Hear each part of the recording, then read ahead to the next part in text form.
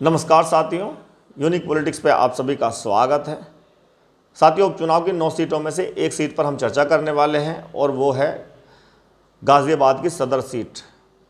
यहाँ पर सभी पार्टियों ने लगभग अपने अपने प्रत्याशी तय कर दिए, फाइनल कर दिए हैं और जातीय समीकरण को देखते हुए सबने टिकट दिया है।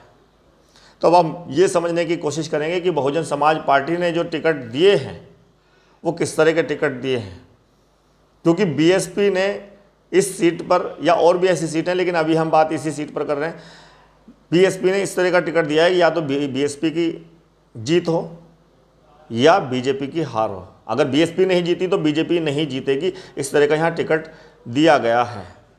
यानी कि समीकरण जो बनाया गया है, जो रणनीति बीएसपी ने बनाई है, ये वही रणनीति हमें समझ में आ रही है जो 2024 के चुनाव में बीएसपी ने बनाई। अकेले अपने दम पर चुनाव लड़ने का फैसला किया था और ऐसे प्रत्याशी को उतारा 2024 के लोकसभा के चुनाव में जहां पर या तो बीएसपी जीतेगी या फिर बीजेपी की हार होगी।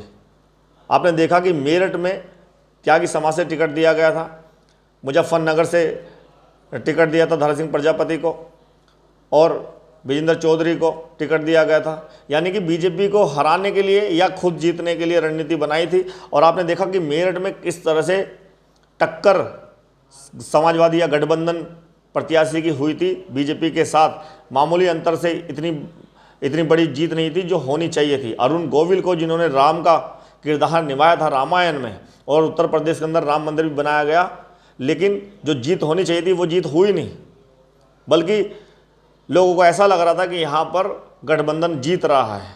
तो बीएसपी ने इस तरह के प्रत्याशी उतारे थे। धारा सिंह प्रजापति की वजह से तो शायद जीत भी हो गई समाजवादी पार्टी की, गठबंधन की। तो इसी तरह से ये सदर सीट पर बीएसपी ने ऐसा ही प्रत्याशी उतारा है, परमानंद गर्ग। या तो बीएसपी जीते या बीजेपी हारे, इस तरह का समीकरण बनाया है। यहाँ पहले रवि गौतम को टिकट दिया जा रहा था बीएसपी की तरफ से, लेकिन कुछ कारणों से इस टिकट को काट दिया गया रवि गौतम के, और बाद में परमानंद गर्ग को टिकट दिया गया। हालांकि रवि गौतम ने बहुत से आरोप पदाधिकारियों पर लगाए भी थे कि यहाँ पर मैंने इतनी मेहनत की है और मेरा ही टिकट था, जनता मुझे प्रेम करती है, लेकिन पदाधिकारियों के कहने से बहन जी को झूठी खबर दी गई है, बहुत सारी चीज़ें उल्टा सीधा बताया गया, इस तरह के आरोप भी लगाए थे। लेकिन वो कितने सही हैं कितने गलत हैं इस पर तो जांच के बाद ही पता चलता है। लेकिन जब टिकट कटता है तो कुछ ना कुछ तो रिएक्शन कोई ना कोई करता ही है। लेकिन बीएसपी के राष्ट्रीय अध्यक्ष मायावती जी ने टिकट परमानंद गर्ग को दिया है, यानी कि बनियों की वोट लेने के लिए और दलितों की वोट लेने के लिए। लेकिन यहाँ पे सबसे ज़्यादा आबादी किसकी है? सबसे ज़्यादा आबादी जो है यहाँ दलितों की है। दलितों के बाद यहाँ वैश्य भी हैं, ब्राह्मण भी हैं, मुस्लिम भी हैं, ओबीसी भी हैं, सब हैं। लेकिन लगभग 80-85 हज़ार तो केवल यहाँ दलित ही हैं। तो यहाँ योगेश वर्मा ने, अखिलेश यादव ने जो टिकट दिया है सिंहराज जाटव को, तो यहाँ पर बीएसपी का वोट अपनी तरफ ट्रांसफ़र करने के लिए यहाँ टिकट दिया है। जिस तरह से 2024 के चुनाव में बीएसपी को नुकसान हुआ और समाजवादी पार्टी या गठबंधन को फ़ायदा हुआ था, उसी तरह का समीकरण अखिलेश यादव ने बनाने की कोशिश की है। जहाँ पर आबादी दलितों की है तो दलितों की वोट को अपनी तरफ खींचने के लिए, बीएसपी का वोट ट्रांसफ़र अपनी तरफ करने के लिए टिकट अखिलेश यादव इस तरह के दे रहे हैं। तो ये टिकट दिया है जाटो समाज से, तो यहाँ पर या तो बीएसपी का फ़ायदा होगा या बीजेपी का नुकसान होगा। यानी कि बीएसपी और बीजेपी बाहर हो सकते हैं और फ़ायदा फिर समाजवादी पार्टी को मिल सकता है। तो बीएसपी रणनीति बना रही है बीजेपी को सत्ता से बाहर करने के लिए।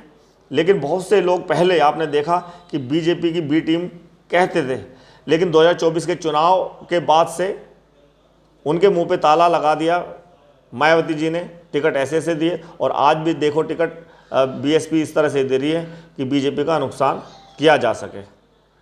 तो फ़ायदा यहाँ पर या तो होगा समाजवादी पार्टी को या फिर बीएसपी को, लेकिन बीजेपी का खासा नुकसान यहाँ देखने को मिल सकता है। तो और भी टिकट हैं, हम उस पर बाद में चर्चा करेंगे, लेकिन इस चीज़ पर चर्चा करनी बहुत ज़रूरी थी क्योंकि यहाँ आबादी जो है दलितों की सबसे ज़्यादा है। और टिकट गठबंधन की तरफ से कहें या समाजवादी पार्टी की तरफ से कहें, वैसे तो कांग्रेस को भारी कर दिया है या समाजवादी पार्टी ने, क्योंकि कई बार ऐसा हुआ कि समाजवादी पार्टी को दूसरे राज्यों में कांग्रेस ने बाहर कर दिया। सीधा सीधा कह देती है कांग्रेस कि हम फाइट में हैं तो तुम्हारी क्या ज़रूरत है, तुम्हें सीट क्यों दें, सीधा कहते हैं वो। और ये भी पहले उन्होंने कहा कि लोकसभा में हमारा गठबंधन था, विधानसभा में तो हमारा गठबंधन था नहीं, तो क्यों सीट दें। अब 2 सीटें वो मांग रही थी, 5 सीटों की बात वो कर रही थी उपचुनाव में, लेकिन समाजवादी पार्टी 2 सीट दे रही थी। लेकिन अब एक भी सीट नहीं ले रही कांग्रेस, और कह रही है कि हम नुकसान नहीं करेंगे, हम समर्थन कर देंगे समाजवादी पार्टी का। वो सीधा सीधा प्लानिंग कर रही है, क्योंकि अभी झारखंड में भी चुनाव है, महाराष्ट्र में भी चुनाव है। तो समाजवादी पार्टी सिर्फ ऐसा नहीं कि उत्तर प्रदेश, अब वो सभी जगह अपने पैर फैला रही है। तो महाराष्ट्र में भी चुनाव लड़ेगी समाजवादी पार्टी, झारखंड में भी चुनाव लड़ेंगी। तो अगर यहाँ वो सीट देती हैं तो सीधी बात है वहाँ भी गठबंधन में वो सीटें मांगेंगी। तो कांग्रेस यहाँ 2-3 सीटों के चक्कर में वहाँ सीट क्यों दे, इसीलिए शायद यहाँ समर्थन उन्होंने कर दिया है।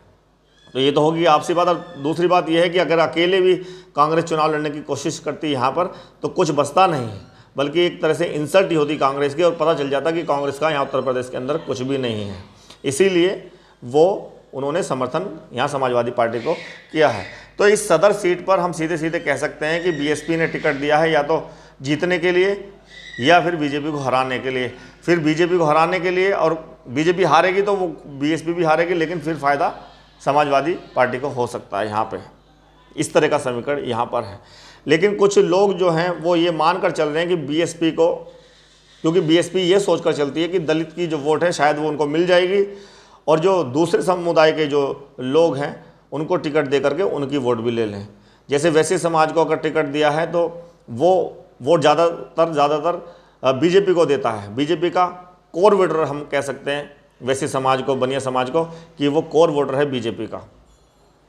उनको टिकट मिला है तो कुछ उनके परिवार वाले, रिश्तेदार वाले हो सकता है उनको वोट दे दें, लेकिन ज़्यादातर वो वोट बीजेपी को ही देते हैं।